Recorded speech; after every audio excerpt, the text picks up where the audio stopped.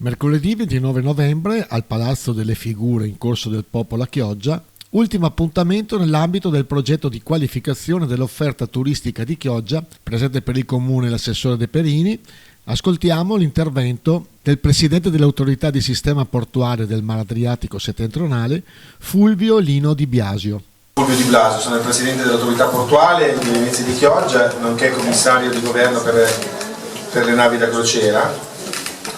E siamo qua insieme all'assessore per raccontarvi molto sinteticamente una bella storia, che è la storia di un progetto. Fate conto che io sono stato nominato commissario di governo nel 2021 con il decreto 103 che ha di fatto dichiarato le vie d'acqua di San Marco, Bacino di San Marco, il canale di Reggio Detta e il canale di San Marco monumento nazionale. Da quel momento tutta la crocieristica veneziana sopra le 25.000 tonnellate è stata inibita per quanto riguarda l'accesso alla marittima, ed è iniziata tutta una corsa a trovare un'alternativa che non è stata gestita con una transizione graduale. Hanno detto dal 1° di agosto non passano più questo tipo di navi, sulla spinta di una serie di istanze del mondo della cultura, del mondo dell'architettura, dei cittadini soprattutto, del mondo della tutela dell'ambiente e quant'altro. E quindi è stato uno shock per il settore. Il problema era che a Marghera, dove c'è un porto commerciale, dove vanno le navi per le infuse, liquide, solide, i contenitori e quant'altro, noi avremmo dovuto costruire un'alternativa dall'oggi al domani. E quindi immaginate una delle principali destinazioni crocieristiche nel Mediterraneo venire di fatto annullata, con la pretesa di costruire un'alternativa nell'immediato. Quindi nel 2022, quando abbiamo cominciato ad adattare alcuni ormeggi a Venezia, ma sempre, ripeto, le navi cominciando a metterli in alcuni terminal, contenitori nel fine settimana, con il governo di allora si decise di dare un'ulteriore possibilità alla crocieristica, come si dice, diffusa, ed era quella di Chioggia. Nel senso, siccome io come commissario dovevo garantire alla società che gestisce il traffico, che è la VTP, ulteriori possibilità, abbiamo detto valorizziamo Chioggia, e questo è stato fatto. Sono state anche destinate delle risorse economiche, 1 milione di euro, e Chioggia è stata messa tra le possibili ormeggi legati all'applicazione di questo decreto. E da lì è nata di fatto, come diceva l'assessore, un po' la concretizzazione di un'aspirazione che era rimasta, no, nelle ambizioni della città da tanto tempo. Ma nel momento stesso in cui ci fu quel decreto a me venne l'idea di questo progetto, perché quando passano queste possibilità, quando passano queste occasioni, c'è sempre il rischio, io tendo sempre a guardare i pericoli, no? C'è sempre il rischio che quella cosa possa non durare, quella cosa possa non essere presa nel modo migliore, possa essere non compresa o non capita o non supportata. E quindi ci è venuto in mente di fare questo progetto, un progetto che noi abbiamo chiamato Destinazione Chioggia. Abbiamo messo circa 100.000 euro, abbiamo fatto una gara pubblica, ha vinto la società Ideas, i rappresentanti sono qua, e quindi prendiamoci delle competenze per fare cosa? Accanto all'attività delle crociere, che andava avanti prevalentemente con le capitanerie e con il comune, ma andiamo a preparare Chioggia, a far cosa? Primo, a rendere Chioggia consapevole che era una destinazione crocieristica, che è diversa dall'essere una destinazione turistica. Secondo, a far capire che ci voleva qualcosa in più per trattenere questo tipo di traffico. Innanzitutto un traffico che non era mai stato intercettato, perché sono persone, qua ci sono un sacco di operatori, che vengono dagli Stati Uniti, vengono dal Canada, vengono dall'Inghilterra, vengono dall'Australia, e inizialmente, è vero, a questi viaggiatori toccava passare per Chioggia per poter andare a Venezia. E quindi tutto un grande problema di come trasferire, come viaggiare, come andare a Venezia, non provocando motordose e quant'altro, ma quello che poi abbiamo scoperto era che eravamo andati a toccare proprio un segmento di turisti che, guarda caso, stava cercando qualcosa di diverso, stava cercando un contatto diretto con le comunità, stava cercando un rapporto con una comunità viva che poteva prendere per mano il turista e portarlo a vedere cose che riguardano la vita della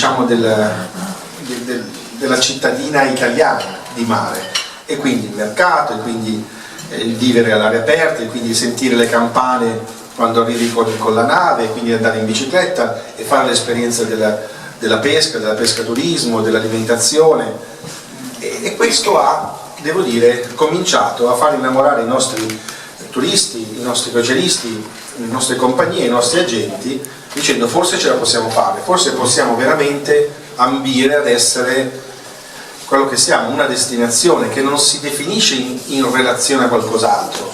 Non è che siamo più o meno Verona, più o meno le ville del Brenta, più o meno Venezia. Noi siamo una destinazione, ma per fare questo ci vuole un grandissimo lavoro. Il progetto di cui oggi poi andiamo un po' a celebrare, che ogni tanto ci vuole anche un po' di celebrazione perché sennò è troppo faticoso, è solo l'inizio di un percorso in cui noi abbiamo voluto prendere veramente per mano una serie di realtà locali, prima per capire noi a che livello di cosa stessimo parlando, no? Chi stava facendo questo lavoro dell'accoglienza, e quindi ci siamo resi conto che c'erano delle grandissime energie, ma che andavano da un lato valorizzate, da un lato formate e dall'altro messe insieme, perché fare questo lavoro è un lavoro della comunità. La gente cerca la comunità deve rispondere in quanto tale, non deve rispondere solo: ah, ma io, il mio ristorante ha meno ingressi di quell'altro. No, per avere qualcosa di nuovo bisogna fare qualcosa di nuovo, bisogna attivare di nuovo la propria imprenditorialità e intercettare questa cosa. Perché?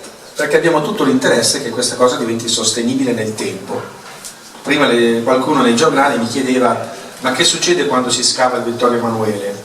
Vittorio Emanuele è questo canale che collega Marghera alla stazione marittima, che io come commissario a decisione del 2021 devo studiare per approfondire, per consentire il transito delle navi di una media dimensione alla stazione marittima, che in effetti è un'infrastruttura eccezionale che non è valorizzata. Allora la domanda che sorge spontanea, l'altra volta nell'altro workshop parlavamo di paura, dice: ma che succede adesso che aprono il Vittorio Emanuele? A parte che adesso vuol dire fare la progettazione, fare la valutazione di impatto ambientale, passare attraverso le forche caudine del confronto col territorio e arrivare al 2026.